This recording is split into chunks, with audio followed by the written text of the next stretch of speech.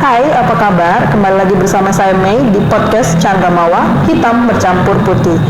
Tema kali ini kita akan membahas romantisasi pernikahan dini. Tema ini kita angkat karena ternyata data yang dilansir, Indonesia menyumbang angka nomor 2 terbesar di ASEAN dan bahkan nomor 8 di dunia untuk masalah pernikahan anak di bawah umur.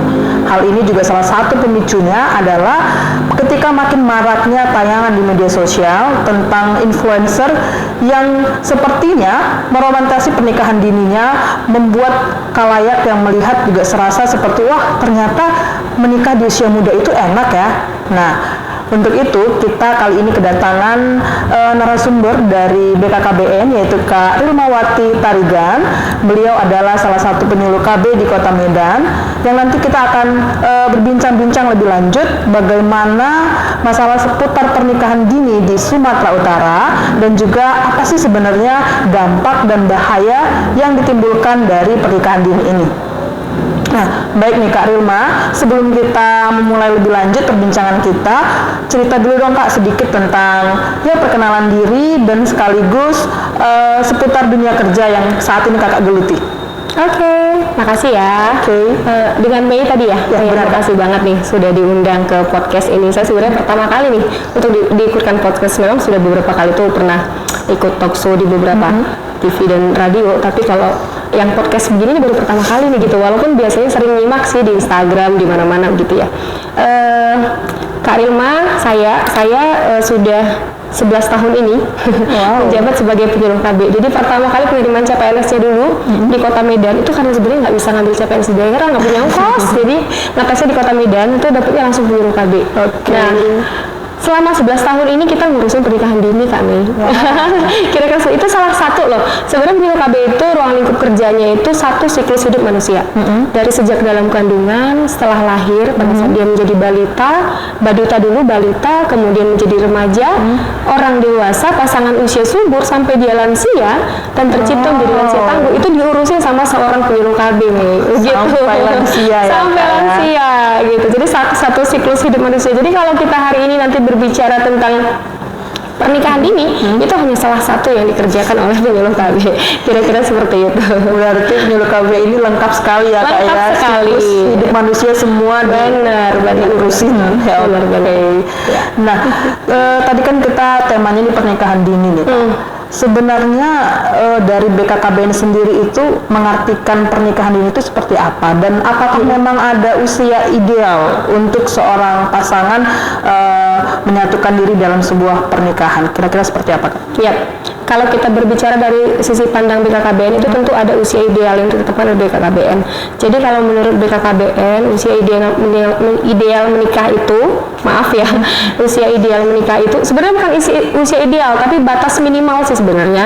Ya, itu minimal, bukan berarti pada saat usia itu sudah harus menikah.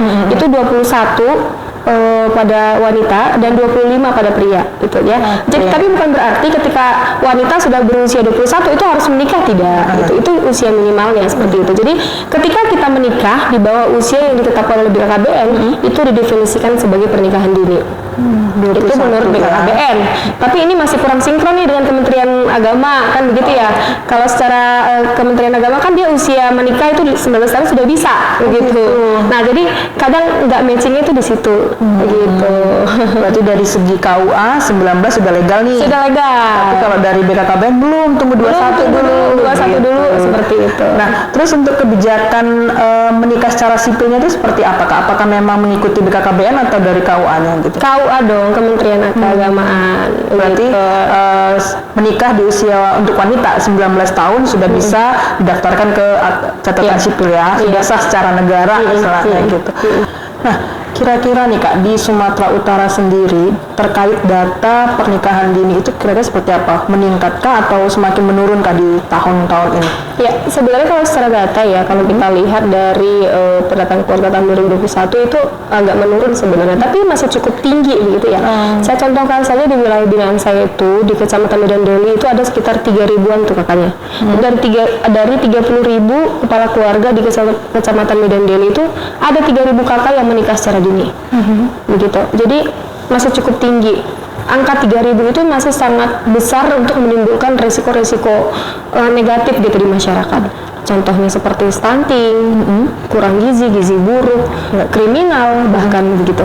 Nah, seperti itu. Untuk faktor penyebabnya tingginya angka pernikahan dini itu di Kecamatan Medan Deling seperti tadi kakak sampaikan, itu kira-kira seperti apa ya kak? Iya, jadi faktor penyebab itu beragam sih ya, mulai dari tingkat ekonomi. Misalnya yang pertama ya, ketika seorang remaja tidak melanjutkan pendidikannya sampai ke jenjang perguruan tinggi, itu biasanya kan mereka mungkin pacaran gitu ya, bucin-bucin gitu ya.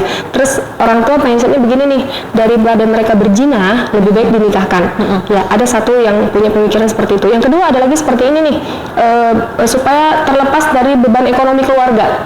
Jadi dianggap itu menikah sebagai salah satu solusi untuk keluar dari ekonomi yang sulit. Padahal bisa jadi itu malah menimbulkan masalah yang baru. Ketika si remaja putri tadi menikah dengan laki-laki yang tepat, mungkin kalau sekarang apa istilahnya itu, baby rich apalah istilahnya begitu, yang mapan, mungkin dia bisa lepas. Tapi bagaimana ketika dia itu menikah dengan seorang yang kerjanya, kalau istilah Medan itu mocok-mocok, kerja tidak kerja, bahkan dia itu pelaku begal di seputar rumahnya begitu. Begitu dia menikah, melahirkan, anaknya itu dinafkahi oleh siapa? Balik lagi ke neneknya gitu, ke orang tuanya. Jadi pemikiran yang awalnya tadi mindsetnya mau keluar dari ekonomi yang sulit malah menimbulkan masalah baru seperti itu. Ya. Nah, kalau tadi kakak cerita sedikit, berarti ada dampak domino ya, efek domino yang terjadi akibat pernikahan dini. Kira-kira boleh nggak kakak utarakan lagi agar penonton juga lebih jelas mendengar apa sih dampak dari pernikahan dini ini? Oke, sebenarnya banyak ya dampaknya, tetapi satu yang lagi booming nih sekarang ini stunting. Itu salah satu faktor penyebabnya itu pernikahan dini. Sebenarnya stunting itu indikatornya ada 6 sebenarnya. Yang pertama itu ada sanitasi yang tidak layak, yang kedua sumber air minum tidak layak, kemudian yang 4 ini namanya 4T, 4 terlalu muda melahirkan, itu di bawah 20 tahun, kemudian terlalu tua melahirkan di atas 35 tahun, terlalu banyak anaknya, lebih dari 3, kemudian terlalu rapat jaraknya, kurang dari 2 tahun, kurang dari 1000 hari pertama, seperti itu. Nah, salah satunya tadi pernikahan dini itu masuk di indikator terlalu muda melahirkan. Makanya kalau tadi kita bahas tentang usia ideal menikah, sebenarnya bukan menikahnya yang menjadi masalah. Anda remaja boleh saja menikah, tapi jangan dulu punya anak, begitu. Punya anaknya ini, melahirkan ini yang harus direncanakan, begitu. Kalau memang alasan orang tua untuk menikahkan remaja putrinya supaya tidak zina, boleh-boleh saja, silahkan. Tapi tunda dulu dia untuk hamil ataupun melahirkan sampai dengan usia ideal seperti yang ditetapkan oleh BKKBN. Karena kenapa? Ketika seorang remaja putri itu menikah atau melahirkan, hamil melahirkan di bawah usia 20 tahun, itu secara kesehatan ya, rahimnya belum cukup optimal untuk mengandung seorang bayi. Salah satu contoh, plasentanya masih tipis nih, plasenta, sehingga ketika si ibu ingin menyalurkan zat gizi kepada makanan kepada bayi di dalam kandungannya itu tidak bisa maksimal. Sehingga pertumbuhan si anak juga nggak bisa optimal. Begitupun tulang panggul si ibu itu masih sangat sempit. Ukuran normal itu kan di atas 10 cm, itu masih di bawah 10 cm. Sehingga ketika seorang remaja putri melahirkan, dia berisiko perdarahan, sobek, bahkan kanker serviks, begitu. Jadi bukan hanya perdarahan, bahkan bisa kematian ibu dan janin, seperti itu. Nah, tetapi ketika seperti yang ditetapkan oleh BKKBN, usianya sudah di atas 21 tahun, minimal secara fisik si ibu sudah siap. Ini kita masih bicara soal fisik ya, belum lagi soal mental, belum lagi soal ekonomi. Ya, secara mental, apakah seorang remaja putri yang di bawah usia 20 tahun itu sudah paham betul bagaimana mengasuh seorang bayi? Apakah dia tahu ketika nanti itu dia hamil, dia harus meminum tablet penambah darah sebanyak 90 butir semasa kehamilannya? Belum tentu. Kan begitu, karena orang tuanya juga belum tentu teredukasi. Bahkan selalu kegagalan pola asuh itu terjadi dimulai dari orang-orang terdekat.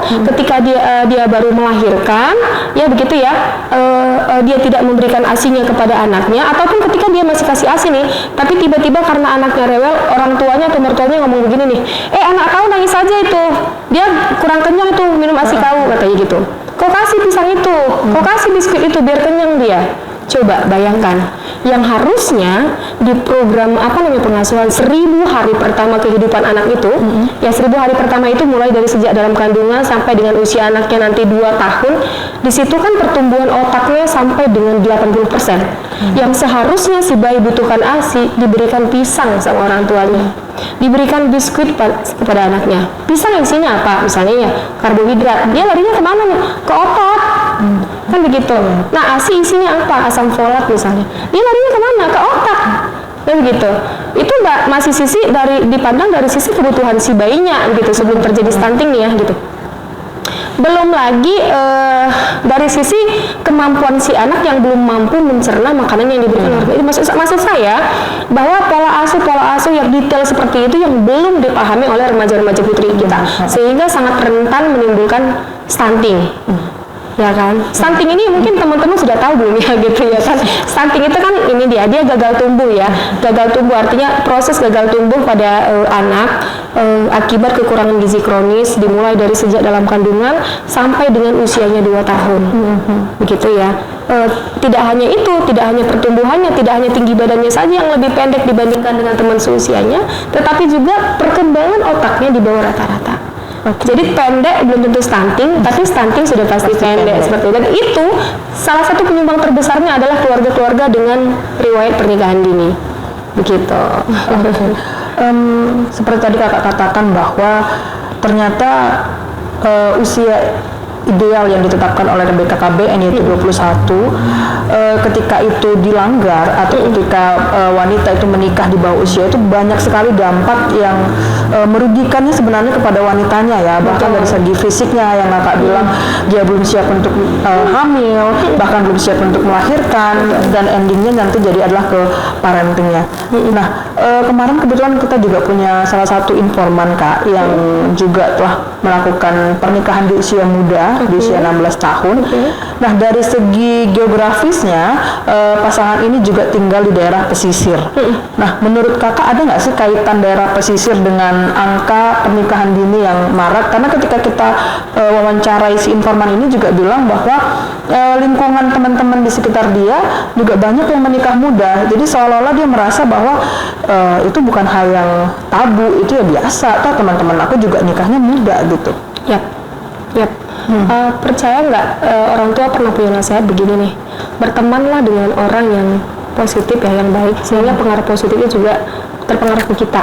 Tapi ketika kita bergaul dengan orang-orang negatif, lama-lama negatif itu juga terpengaruh ke kita kan begitu. Sama dengan pernikahan dini itu, ketika orang-orang di sekelilingnya juga terbiasa menikah di usia di bawah umur, itu menjadi terlihat tidak salah.